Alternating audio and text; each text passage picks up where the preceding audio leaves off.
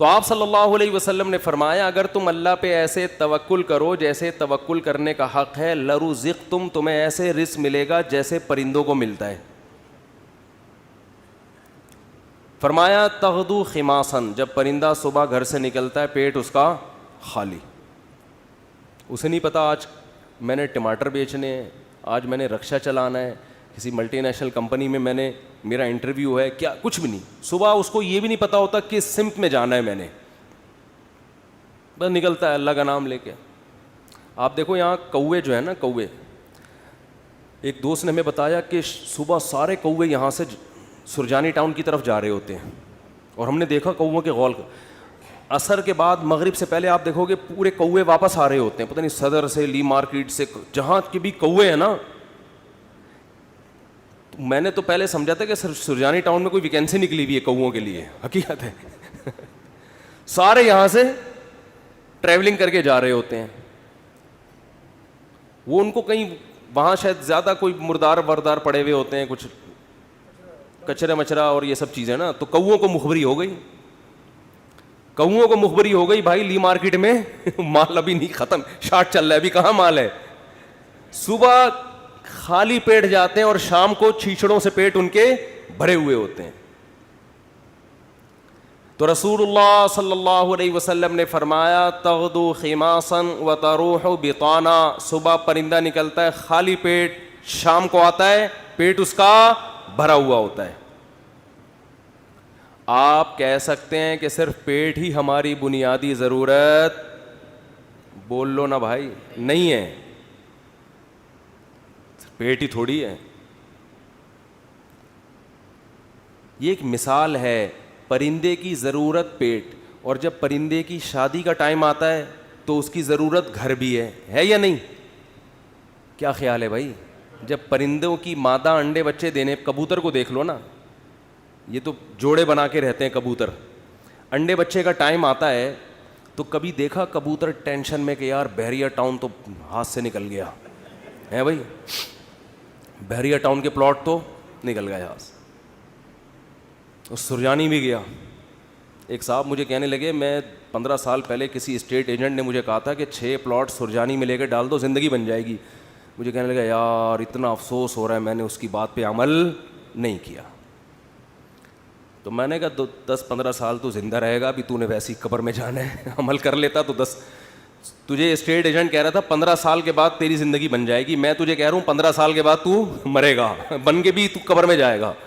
15 سال کے بعد جو ہے نا، تو وہ اسٹیٹ ایجنٹ کے 15 سال پرانی پیش گوئی پہ تو افسوس ہو رہا ہے، میں جو سچی مچی کی پیش گوئی کر رہا ہوں کہ تو مرے گا 15 سال میں، تیری ہڈیوں میں ابھی اتنا گودا نہیں ہے زندہ رہنے والا، اس پہ ٹینشن نہیں ہو رہی، اس کا مطلب بھول چکے ہیں موت کو۔ او بھائی 15 سال پہلے تو سرجانی میں 6 پلاٹ لیتا، آج عیش کرتا، تو وہ 15 سال کے بعد عیش کے قابل نہ رہتا، تو سوچ لے جو 15 سال بعد تو جو اینڈ سرجانی میں پلاٹ لے کے ہونا تھا وہ پلاٹ لیے بغیر بھی وہی اینڈ ہو رہے ہیں، تو ٹینشن کس بات کی بھائی؟ اور ٹینشن لے گا تو 15 سال کے بجائے 5 سال میں وہ انجام ہو جائے گا تیرا جو 15 سال بعد ہونا تھا۔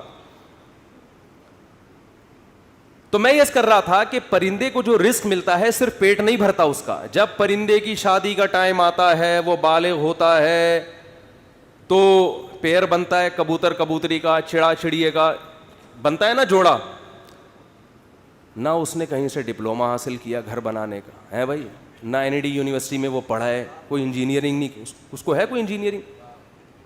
بولو بھائی، جس قسم کا گھر اس کو چاہیے فطرت اسے اس طرح کا گھر بنانا سکھا دیتی۔ کھجور کے درختوں میں سوراخ کر کے رہتے ہیں، اور آپ دیکھو یہ پرندے کیسے، یہ نر مادہ مل کے کیسے تنکے تلاش کر رہے ہوتے ہیں اور کیسے ان کو بہترین انداز سے پرو رہے ہوتے ہیں۔ ایسے نہیں کہ کوئی بھی کچرا اٹھا کے، ہم جب مرغیوں کے ڈڑبے بناتے ہیں نا تو کچھ بھی اٹھا کے ڈال دو اس کے اندر، پرندہ ایسا نہیں کرتا، بڑی تمیز سے، بڑے خوبصورت انداز سے وہ گھونسلہ بناتا ہے، خوبصورت انداز سے، ایسا کہ وہ سردی گرمی سے بھی محفوظ رہے، دشمنوں کے شر سے بھی محفوظ رہے، بہت خوبصورت انداز سے وہ گھونسلے بناتے ہیں۔ تو آپ بتاؤ، انسان جو اشرف المخلوقات ہے، جس کے لیے اس کائنات کو بنایا گیا، اللہ اس کی گھر کی ضرورت پوری نہیں کرے گا؟ ہے بھائی؟ اصل میں آپ نے جس گھر کو ضروری سمجھا ہے وہ اللہ کی نظر میں وہ عیاشی ہے، وہ ضرورت نہیں ہے، وہ آپ کی بہت اوپر کا سوچ رہے ہیں آپ. لوگ کرائے کے گھروں پہ افسوس کرتے ہیں نا، اپنا گھر نہیں بنا سکے. بھائی گھر کی ڈیفینیشن یہ ہے کہ جیسے پرندہ جو گھر بناتے ہیں قیامت تک کے لیے نہیں بناتا، اسے فی الحال اپنی فیملی کو پالنے کے لیے ایک عدد ایسے گھر کی ضرورت ہوتی ہے جہاں بلی سے حفاظت ہو، جہاں سردی اور گرمی سے حفاظت ہو. اللہ کہتے ہیں تیری یہ بنیادی ضرورت ہے، چونکہ تو نسل بڑھا رہا ہے فطرت کی تکمیل کے لیے، تو اس گھر کی ضرورت پوری کرنا یہ کس کے ذمے ہے؟ یہ فطرت کے ذمے، جس کو جو خدا ہے، اصل میں خدا کے ذمے ہے. پرندہ نسل بڑھاتا ہے اس کائنات کی رنگینیوں کو برقرار رکھنے کے لیے، اپنے لیے نہیں. تو اب آپ بتاؤ، جب آپ کی نسل پیدا ہوگی جو مقصود کائنات ہو، تو گھر کی بنیادی ضرورت خدا نے اپنے ذمے لی ہے کہ نہیں لی ہے؟ وہ پرندوں کی ضرورتیں پوری کر رہا ہے اور انسان کو ٹینشن میں ڈال دے. تو یہ آپ کی بنائی ہوئی ٹینشن ہے، یہ خدا کی دی ہوئی ٹینشن نہیں ہے، یہ اللہ کی طرف سے عطا کردہ ٹینشن نہیں ہے، یہ آپ کی ٹینشن ہے جو آپ نے اپنے اوپر مسلط کر لی. پرندہ جو گھر بناتا ہے وہ بھی کرائے کا گھر ہوتا ہے، اس کا ذاتی نہیں. کرائے کا مطلب نکلنا ہے اس نے یہاں سے، ہمیشہ کے لیے تھوڑی ایک ہی جگہ گھونسلہ. پھر جب اس کے انڈوں سے بچے نکلتے ہیں، ایک تو 12 گھنٹے کی ڈیوٹی ہوتی ہے کبوتر اور کبوتری کی.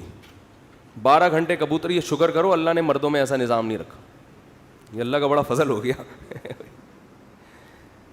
ہمارے یہاں خواتین ہی پالتی ہیں، مرد کا کام ہے شیلٹر دینا، تحفظ دینا، خرچہ اٹھانا. 12 گھنٹے کبوتر بیٹھے گا اور 12 گھنٹے کبوتری. اب کمانے کا ٹائم کم ہو گیا؟ کیا خیال ہے؟ پہلے 12 گھنٹے دن میں کمانے میں لگ رہے تھے ان کے، اور رات میں آرام میں. ایسا ہی ہے نا؟ اب ذمہ داری بڑھ گئی، کمانے کے لیے ٹائم کم ہو گیا. ذمہ داری کیا بڑھ رہی ہے؟ اب اپنا بھی کمانا ہے اور اپنے بچوں کے لیے بھی دانا لے کر آنا ہے. ٹائم کم ہے کمانے کے لیے اور کھانے والے زیادہ. کہ نہ آج تک دیکھا کہ بھوک سے مرے ہوں پرندوں کے بچے؟ کہیں قحط پڑا ہوا ہو تو ایک الگ بات ہے. کبوتر کبوتری جاتے ہیں، باریاں سیٹ کرتے ہیں، 12 گھنٹے یہ 12 گھنٹے وہ. پھر جب چوزے نکل جاتے ہیں، اس سے بچے نکل جاتے ہیں، وہ بھی کما کے خود بھی اپنا پیٹ بھی بھر رہا ہے اور اپنے بچوں کا پیٹ بھی بھر رہا ہوتا ہے. وہ وجہ کیا ہے؟ پرندہ ٹینشن نہیں لیتا. اگر ٹینشن لینا شروع کر دیں نا کہ یہاں پلاٹ کیوں نہیں بنا، یہاں گھر کیوں نہیں بنا، تو پرندہ بچے پیدا کرنا ہی چھوڑ دے. جیسے کہ آج